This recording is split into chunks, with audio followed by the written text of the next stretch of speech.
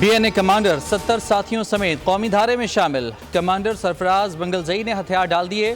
Lieutenant general سرفراز علی شہید کے ہیلی copter پر حملے کا اعتراف، بھارت کے ملوث ہونے کا انکشاف۔ کہا بھارت سے پیسے لے کر اپنے لوگوں کا خون بہایا جا رہا ہے، مذموم مقاصد کے لیے بلوچوں کو استعمال کیا جا رہا ہے، عام بچوں کو ورغلا کر حملوں کے لیے بھیجا جاتا ہے۔ نگراں وزیر جان اچکزئی بولے پاکستان کی ترقی کا راستہ بلوچستان سے جاتا ہے، مکار دشمن ہماری سرزمین کو جلانا چاہتا ہے۔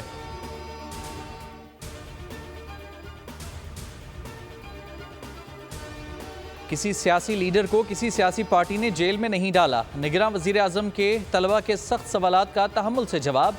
انوار الحق کاکڑ بولے قانون ہاتھ میں لینے والوں کو نتائج کا سامنا کرنا پڑے گا، جمہوریت اور حکومت کو کارکردگی کی بنیاد پر دیکھنا ہوگا۔ ریاست کے سول اور سیکیورٹی سے متعلق اقدامات دو اہم کردار ہیں، مقبولیت بہتر ڈیلیوری میں تبدیل نہیں ہوتی تو تباہ کن ہوتی ہے۔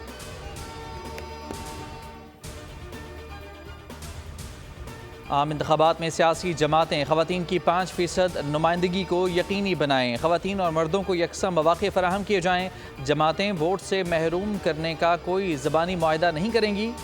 سرکاری ملازم سیاسی جماعت کی حمایت نہیں کر سکتے، جماعتیں یا ان کے ایجنٹ قانون نافذ کرنے والے اداروں سے تعاون کریں۔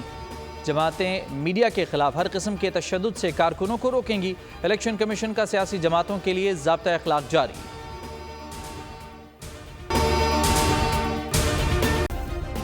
سبسکرائب کریں اور بیل دبائیں تاکہ کوئی خبر رہ نہ جائے۔